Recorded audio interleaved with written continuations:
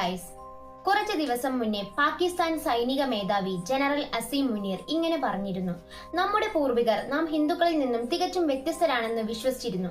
ഇന്ത്യയും പാകിസ്ഥാനും രണ്ടും രണ്ടാണ്. നമ്മുടെ മതം, ആചാരങ്ങൾ, സംസ്കാരം എന്നിവയെല്ലാം വ്യത്യസ്തമാണ്. അതുകൊണ്ട് തന്നെ വരും തലമുറയിലേക്കും നാം ഈ ദ്വിരാഷ്ട്ര സിദ്ധാന്തമാണ് പ്രചരിപ്പിക്കേണ്ടത്. നമ്മുടെ പൂർവികർ നമുക്ക് വേണ്ടി ഒരുപാട് സഹിച്ചിട്ടുണ്ട്. ഈ ത്യാഗങ്ങൾ എങ്ങനെ സംരക്ഷിക്കണമെന്നും നമുക്കറിയാം. കുറച്ച് ദിവസങ്ങൾക്ക് മുന്നേ ഇന്ത്യയെ വരവേറ്റത് രക്തക്കറ പുരണ്ട ഒരു പ്രഭാതമാണ്. അതെ, പെഹൽഗാം ഭീകരാക്രമണം. വിവാഹവും മധുവിധവും ഒരു പേടി സ്വപ്നമായി മാറുമെന്ന് ഹിമാൻഷി ഒരിക്കലും പ്രതീക്ഷിച്ചു കാണില്ല. അവളുടെ കഥ ആരംഭിക്കുന്നത് ഇങ്ങനെയാണ്. ഒരു മാസങ്ങൾക്ക് മുന്നേ ഇന്ത്യൻ നേവി ഓഫീസറായ വിനയ് നർവാൾ തന്റെ വിവാഹത്തിനായി 40 ദിവസത്തെ ലീവിന് അപേക്ഷിക്കുന്നു. ലീവ് കിട്ടിയ അദ്ദേഹം നാട്ടിലെത്തുകയും വിവാഹത്തിന്റെ ഒരുക്കങ്ങൾ നടത്തുകയും ചെയ്യുന്നു. അദ്ദേഹത്തിന്റേത് ഒരു ഡെസ്റ്റിനേഷൻ വെഡ്ഡിംഗ് ആയിരുന്നു. ശേഷം തന്റെ നവവധു ഹിമാൻഷിയുടെ കൈ പിടിക്കുന്നതും കാത്ത് അദ്ദേഹം ഇരുന്നു. ഏപ്രിൽ 16-ന് അവർ ആഗ്രഹിച്ച ആ ദിവസം വന്നെത്തി. വളരെ ആഡംബരപൂർണമായ വിവാഹമായിരുന്നു അത്. തുടർന്ന് ഏപ്രിൽ 19-ന് ഒരു വെഡ്ഡിംഗ് റിസപ്ഷൻ ഒരുക്കുകയും ചെയ്തിരുന്നു. വിവാഹശേഷം ഒരുമിച്ചൊരു മധുവിധു ആഘോഷിക്കാൻ തീരുമാനിച്ച അവർ പോകാൻ നിശ്ചയിച്ചത് കാശ്മീരിലെ പഹൽഗാമിലേക്കാണ്. അങ്ങനെ ഏപ്രിൽ 22-ാം തീയതി ഇരുവരും പഹൽഗാമിലേക്ക് യാത്രയായി. ഒരു കൊച്ചു സ്വിറ്റ്സർലാൻഡ് എന്ന് വിശേഷിപ്പിക്കപ്പെടുന്ന മനോഹരമായ ഒരു പ്രദേശം. പുഴയുടെ ശബ്ദവും പച്ചപ്പ് നിറഞ്ഞ കുന്നുകളുമുള്ള ഈ സ്ഥലം ഇഡർ നദിയുടെ തീരത്താണ് സ്ഥിതി ചെയ്യുന്നത്.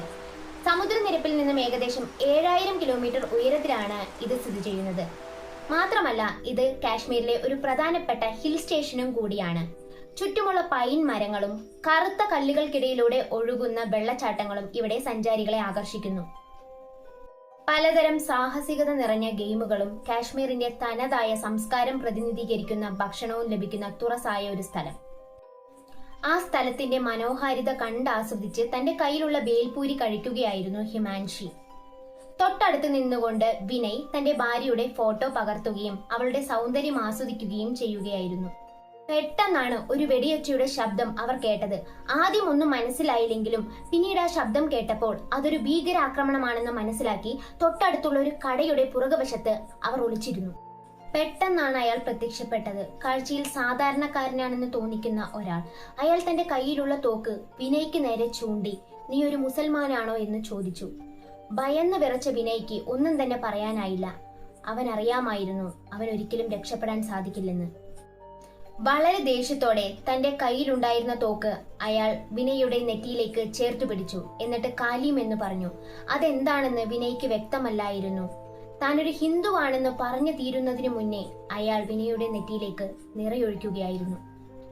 ഒരുപാട് ആഗ്രഹങ്ങളുമായി മധുവിധു ആഘോഷിക്കാനെത്തിയ വിനയ് മരിച്ചു വീഴുന്നത് ഹിമാൻഷിയുടെ കൈകളിലേക്കായിരുന്നു. വിവാഹത്തിന്റെ അന്ന് അവൾ ആഗ്രഹിച്ചിട്ട അവന്റെ പേരുൾപ്പെട്ട മെഹന്തി ഒന്ന് മാഞ്ഞു പോലും തുടങ്ങിയിരുന്നില്ല. ആ കൈകളിലേക്കാണ് അവന്റെ ചേതനയേറ്റ ശരീരം വന്നു വീണത്. അന്നവിടെ വിനയ് ഉൾപ്പെടെ 26 പേരാണ് മരിച്ചു വീണത്. മലയാളിയായ രാമകൃഷ്ണൻ ഉൾപ്പെടെ. ആ കൂട്ടത്തിൽ ആ നാട്ടുകാരായ 2 പേരും ഉണ്ടായിരുന്നു. ആർമി യൂണിഫോമിലെത്തിയത് ടെററിസ്റ്റ് ആണെന്ന് ആദ്യം മനസ്സിലാക്കിയത് ഇവരായിരുന്നു. മറ്റുള്ളവരെ രക്ഷിക്കാനായി തീവ്രവാദികളുടെ തോക്ക് തട്ടിപ്പറിക്കുന്നതിനിടയിലാണ് ഇവർ മരിച്ചത്. അന്നവിടെ പരിക്കേറ്റവരെ രക്ഷിക്കാനായി ഹെലികോപ്റ്ററുമായാണ് ഇന്ത്യൻ ആർമി എത്തിയത്. പാകിസ്ഥാൻ മേധാവികൾ ഉൾപ്പെടെ പലർക്കും ഇതിൽ പങ്കുണ്ടെന്ന് നമ്മുടെ രാജ്യത്തിന് ഉറപ്പായിരുന്നു. എന്നാൽ പാകിസ്ഥാൻ വളരെ നാടകീയമായി പാകിസ്ഥാൻ ഇതിൽ പങ്കില്ലെന്നും പാകിസ്ഥാൻ തീവ്രവാദത്തെ എതിർക്കുന്ന രാജ്യമാണെന്നും പറഞ്ഞു. ഇത് പൂർണ്ണമായും ഇന്ത്യയിലെ മൈനോറിറ്റി വിഭാഗത്തിന് ഇവിടുത്തെ ഗവൺമെന്റിനോടുള്ള എതിർപ്പും ഇന്ത്യൻ ഗവൺമെന്റിന് ഹിന്ദുയിസം അടിച്ചേൽപ്പിക്കുന്നതിനെതിരെയുള്ള പോരാട്ടവും അവരുടെ റൈറ്റ്സ് തിരിച്ചു പിടിക്കാനുള്ള ഒന്നുമാണെന്ന് പറഞ്ഞ് പ്രചരിപ്പിച്ചു. ഇന്ത്യ എന്നൊക്കെ പ്രശ്നത്തിൽ ചെന്നുപെടുന്നുവോ അന്നൊക്കെ പഴിചാരുന്നത് പാകിസ്ഥാനെയാണ് എന്നവർ അവകാശപ്പെടുന്നുണ്ട്. പഹൽഗാം ആക്രമണത്തിന് ശേഷം ഇന്ത്യ പാകിസ്ഥാനെതിരെ എടുത്ത ഒരു ഡിപ്ലോമാറ്റിക് തീരുമാനത്തിന് ശേഷമാണ് പാകിസ്ഥാന്റെ ഈ പ്രസ്താവന പുറത്തുവരുന്നത്.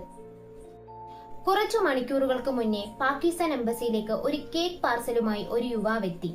എംബസിയിലൂടെ നടന്നു നീങ്ങിയ അയാളെ ഓൺലൈൻ മീഡിയയും പത്രപ്രവർത്തകരും പിന്തുടർന്നു. ഈ കേക്ക് ആർക്കാണെന്നും എന്താഘോഷിക്കാനാണെന്നും ചോദിച്ചപ്പോൾ ഒരു ഉത്തരവും നൽകാതെയാണ് അയാൾ കടന്നുപോയത്. ഇത് പല വിവാദങ്ങൾക്കും കാരണമായി. വിജയകരമായി ടെററിസ്റ്റ് അറ്റാക്ക് നടത്തിയതിന്റെ ആഘോഷത്തിനായി കൊണ്ടുപോയതായിരിക്കാം ആ കേക്ക് എന്ന് സോഷ്യൽ മീഡിയയിൽ പ്രചരിക്കുന്നുണ്ട്. പാകിസ്ഥാൻ എന്ന രാജ്യത്തിന്റെ നിലനിൽപ്പിന് ഇന്ത്യ ഭിക്ഷയായി നൽകിയ മനുഷ്യത്വത്തിന്റെ വിലയുണ്ട്. കുറച്ചു ദിവസം മുന്നേ നടന്ന പാകിസ്ഥാൻ പ്രവാസികളുടെ മീറ്റിംഗിൽ ജനറൽ അസീം മുനീർ അടുത്ത തലമുറയിലേക്ക് പാകിസ്ഥാന്റെ ചരിത്രം എത്തിക്കണമെന്നും അവിടെ ജനിക്കുന്ന ഓരോ കുട്ടിയും പാകിസ്ഥാന്റെ ചരിത്രം വളരെ പ്രൗഢിയോടുകൂടി പഠിക്കണമെന്നും പറഞ്ഞിട്ടുണ്ട്. ഇവിടെ എനിക്ക് ചോദിക്കാനുള്ളത് ഇത്ര മാത്രം.